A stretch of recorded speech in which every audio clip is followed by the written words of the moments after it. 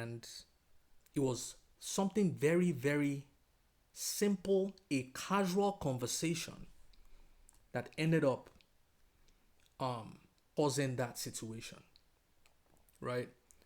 And so, like you guys know, um, I was addicted to pornography for over 10 years.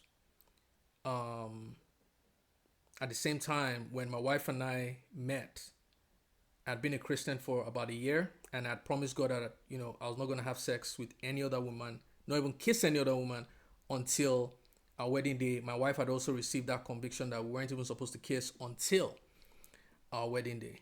And so what happened was, even though I was saved, I didn't realize that I had brought old experiences which had shaped my expectations, and I was bringing old expectations into a new reality. And what I'm about to share is going to set someone free today who is currently battling sexual lust, sex addiction, porn addiction, whatever it is.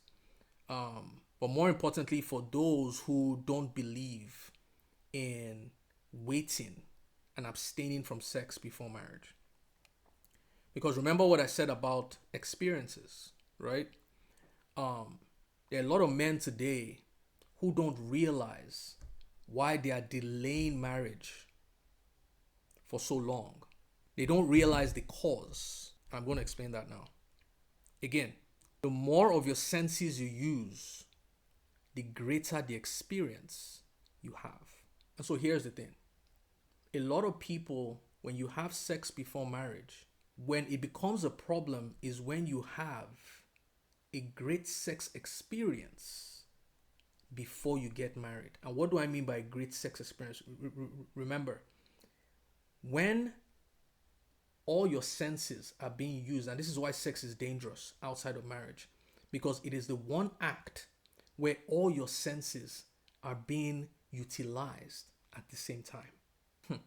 And so what a lot of people term a great sexual experience is when your hearing sense is activated, what you are seeing is good, what you are feeling is good, what you are tasting is good, what you're smelling is good. I want to say think about it, but I don't want you to think about it.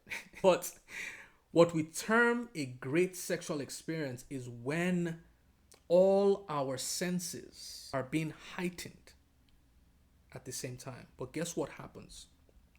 Because the reason why God created sex was that it will be the bonding agent between husband and wife.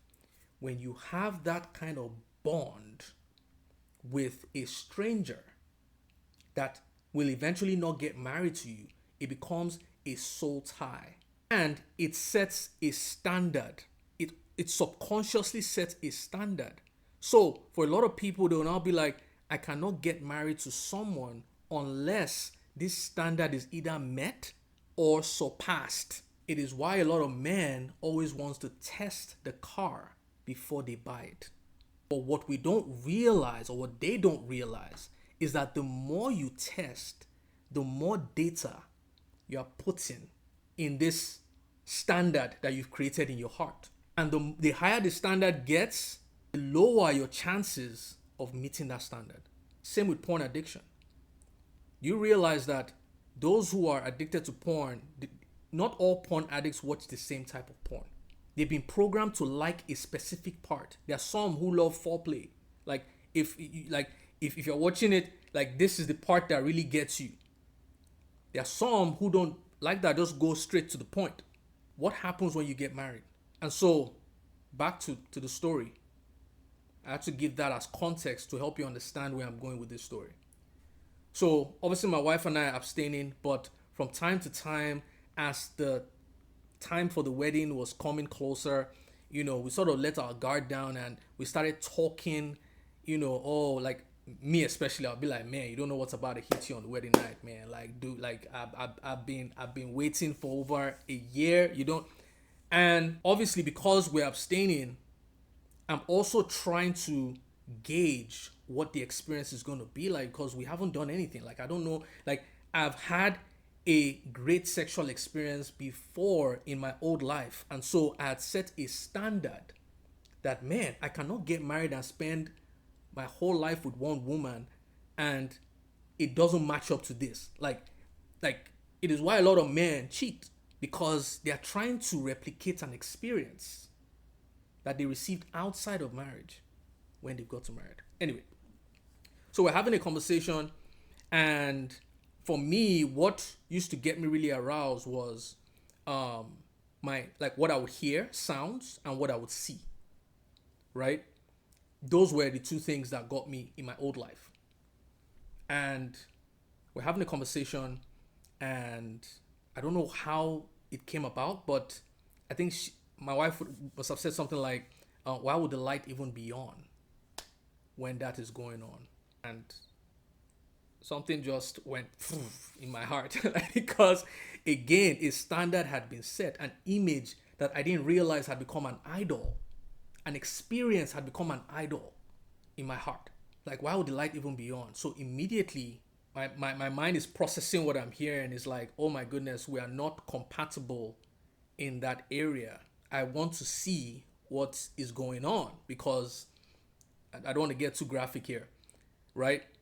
But then as we go on, I'm like, okay, she's not like, oh, I don't understand how people make noise and do whatever.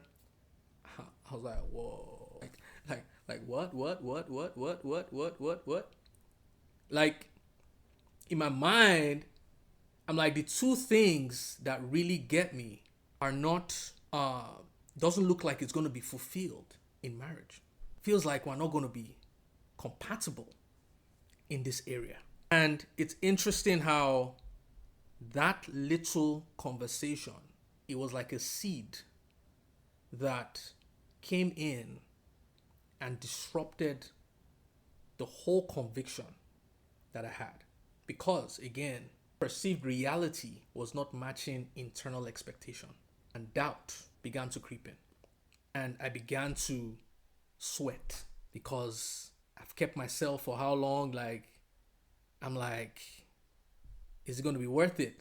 But thankfully, God had to, he had to wash my mind, because I went back to him. And this is where I give my wife a lot of credit, because I was open about it and I had a conversation with her, and she handled that conversation with such maturity that I couldn't believe it. I was expecting a slap. I'm like, a week before our introduction, you're coming to me with this nonsense. Like, but when I shared my doubts and my fears, she held my hand and said, let's pray. And she prayed for me. And she said, do what you got to do. Obviously, we have our introduction in a week. I'll need a response in about 3 days, just so in case anything happens, we can make plans, right? But she didn't slap me. She didn't, like, the way she handled that situation made me realize that I had someone. Because what a lot of men are lacking today is a safe space. Every man will test you early on in a relationship to see how much you can handle, to see if you can, because every man is dealing with insecurities, dealing with fears, but we've been taught to act tough because we're men. And so no man wants to leave the house, put on a straight face, go into battle, and then come back home and still have to pretend to be this macho man. We need women and wives who see us, see the inner us, see the vulnerable us, and don't judge us or don't disrespect us because we've chosen to let our guard down. We've chosen to share. We've chosen to open up. Every man will test you with a little bit of information to see if you react or if you respond. And unfortunately, a lot of people react in those situations. And later you'll be like, oh, well, it never talks. There's a reason why it never talks. Think about it. Earlier in your relationship, you like talking. At some point, he will stop talking because he doesn't see you as a safe space anymore. Now he will rather go to his friend or go outside to speak. And so back to John. John is dealing with doubt. And Jesus replies his disciples saying, go back and report to John what you hear and what you see. And when I read this, I'm like, so what did his disciples tell him? Like, it feels like everything Jesus tells the disciples to take back to John is the same thing that they should have told John in the first place.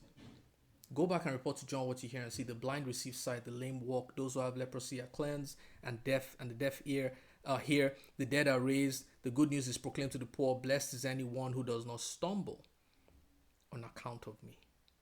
I feel like that last verse 6 is very critical, because he was trying to encourage John in prison. Blessed is anyone who does not stumble. It's like Jesus is trying to correct whatever